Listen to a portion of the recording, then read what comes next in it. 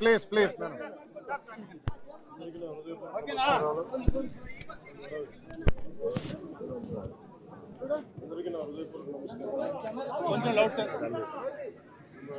April 22న 27 మంది నాయకుల్ని ఉగ్రవాదులు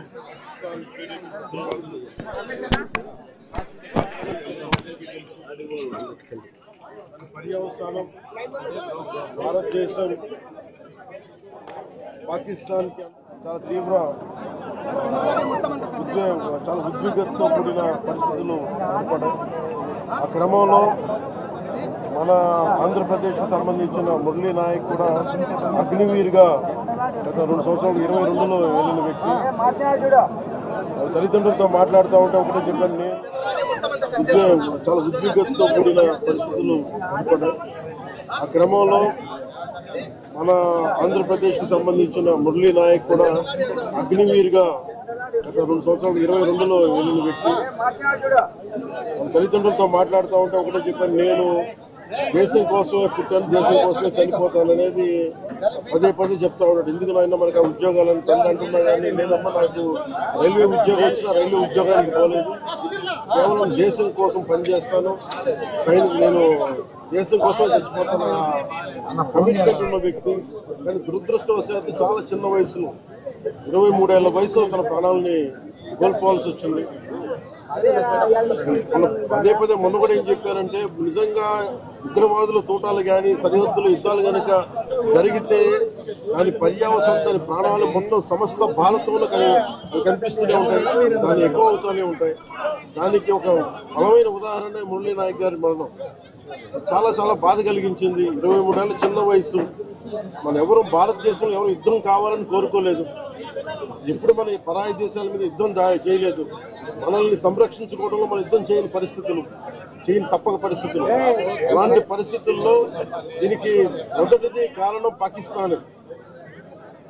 పాకిస్తాన్ జనరల్, ఆర్మీ జనరల్ కూర్చోబెట్టి రెచ్చగొట్టి ఒక వారం ముందు, ఏప్రిల్ 22 ఒక వారం ముందు రెచ్చగొట్టి ఉగ్రవాదుల్ని ప్రేరేపించి అమాయకులైన మనుషులను చంపించేసి దానికి పర్యవసానమే. ఇక్కడ 47లో వాళ్ళు విడిపోయారు, వాళ్ళకి దాహం తీరల. 4 యుద్ధాలు చేశారు ఇప్పుడు దాకా, దాహం తీరల. ఇప్పటికి అమాయకులను పట్టం పెట్టుకుంటా ఉన్నారు.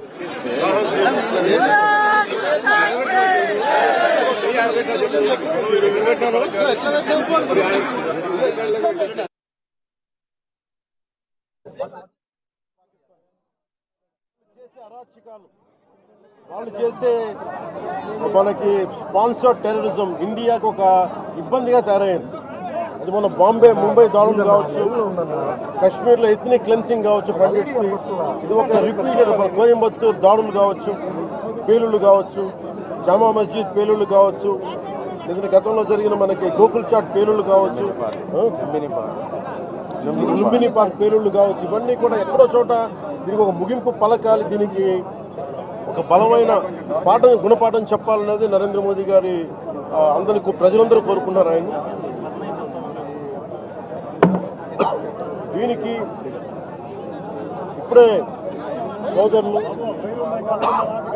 గౌరవ మంత్రి ఐటీ అండ్ ఎడ్యుకేషన్ మినిస్టర్ వాళ్ళు అనౌన్స్ చేశారు. గౌరవ ముఖ్యమంత్రి చంద్రబాబు గారి తరఫున, అలాగే దీనికి ఇప్పుడే సోదరులు గౌరవ మంత్రి ఐటీ అండ్ ఎడ్యుకేషన్ మినిస్టర్ వాళ్ళు అనౌన్స్ చేశారు. గౌరవ ముఖ్యమంత్రి చంద్రబాబు గారి తరఫున, అలాగే నరేంద్ర మోదీ గారి తరఫున ఇక్కడికి మంత్రివర్గం అందరూ ఉన్నాం. ఇక్కడ అందరం కూర్చొని, మేము ముగ్గురం కూర్చొని ఇందాక గౌరవ ముఖ్యమంత్రి గారి సూచనల మేరకు ఇందాక సోదరులు మన లోకేష్ గారు చెప్పినట్టుగా దాదాపు 50 లక్షలు ఎక్స్గ్రేషియాని ప్రకటిస్తూ ఉన్నారు. అలాగే ఒక 5 ఎకరాల పొలం అని కూడా తెలియజేశారు. అలాగే 300 గజాలు ఇంటి స్థలం అని కూడా అనౌన్స్ చేశారు. అలాగే ప్రభుత్వంలో వాళ్ళకి ఎవరికైనా సరే వాళ్ళ నాన్నగారికి కానీ ఎవరికి కానీ ప్రభుత్వ ఉద్యోగం కూడా ఖచ్చితంగా ఇవ్వాలనేది క్యాబినెట్లో ముందు పెట్టి నిర్ణయం తీసుకుంటాం. ఇవన్నీ కాకుండా నేను అదనంగా వ్యక్తిగతంగా నేను కూర్చోబెట్టి ప్రస్తుతం వరకు 25 లక్షల రూపాయలు మన కుటుంబానికి నా వ్యక్తిగతంగా నేను సాయం చేస్తానని తెలియజేసుకుని ఇది ఇలాంటి పరిస్థితులు రాకూడదని కోరుకుంటాం. కానీ దురదృష్టవశాత్తు ఇలాంటివి జరిగినాయి. మనం అందరం ఇలాంటి పరిస్థితుల్లో భారతదేశ ప్రభుత్వానికి, ప్రధానమంత్రి గారికి, అగ్ర నాయకత్వానికి, ఆర్మీకి, నేవీకి, ఎయిర్ ఫోర్స్కి, ఎంటైర్ డిఫెన్స్ ఫోర్సెస్కి ఇది మనం అండగా ఉండాల్సిన సమయం. ప్రతి ఒక్కరూ చాలా ఎరుకుతోటి చాలా జాగ్రత్తగా ఉండాలి. ఎవరు వాళ్ళు వేలాది మంది ఈ లష్కర్-ఏ తోయిబా లేదా జైషే మహమ్మద్ తీవ్రవాదులందరూ కూడా వాళ్ళు భారతదేశం మీద రకరకాల దాడులు చేయడానికి ప్రయత్నం చేస్తూ ఉన్నారు. సీజ్ ఫైర్ని దయచేసి మనం ఎవరు నమ్మటం. సీజ్ ఫైర్ శాంతికి ఒప్పందం కాదు. వాళ్ళు ప్రత్యేక పరిస్థితుల్లో లొంగిపోయి ఇంక మా పాకిస్తాన్ బతకలేదు అని చెప్పి కాళ్ళ బేరానికి వచ్చిన 3 గంటల్లోనే మళ్ళీ సీజ్ ఫైర్ని వైలేట్ చేశారు. ఇది అందరూ కూడా గమనించాల్సిన విషయం. ఇలాంటి పరిస్థితుల్లో ఇలాంటి ఒప్పందాలు కాకుండా ఉండాలని కోరుతున్నాం. దాని తగ్గట్టుగా మనందరం దేశానికి, దేశ నాయకులకి, ఆర్మీకి, నేవీకి, ఎయిర్ ఫోర్స్కి, ఎంటైర్ డిఫెన్స్ ఫోర్సెస్కి మనం బలం ఇవ్వాల్సిన సమయం. అందుకని మీ అందరూ సహకారం కోరుకుంటూ సెలవు తీసుకున్నాం. మురళీ నాయక్ పవన్ కళ్యాణ్ గారి వీరాభిమాని. చిన్నప్పటి నుంచి వారిని కలవాలని తాతాలు ఆడుతూ వచ్చారు. అటువంటిది ఇవాళ పవన్ కళ్యాణ్ గారిని ఇక్కడ రప్పించుకున్నారు. దురదృష్టకరమైన విషయం ఏంటంటే చాలా అది నేను ఇక్కడికి రాగానే నాకు చెప్పారు, చూసి చాలా బాధ అనిపించింది. అతను ఇష్టపడవచ్చు కానీ దేశానికి అందరికంటే కూడా దేశాన్ని ప్రేమించే వ్యక్తి, అలాంటి వ్యక్తిని కోల్పోవడం నిజంగా చాలా మా అందరికీ కూడా, లోకేష్ గారికి కానీ మాకు కానీ మా మంత్రి గారికి కానీ ప్రతి ఒక్కరికి చాలా చాలా బాధ కలిగిస్తాం. వారి ఆత్మకి శాంతి చేకూరాలని, వారి కుటుంబ సభ్యులకి నా ప్రగాఢ సానుభూతిని తెలియజేయాలని, భగవంతుడు వారికి బలం ఇవ్వాలి.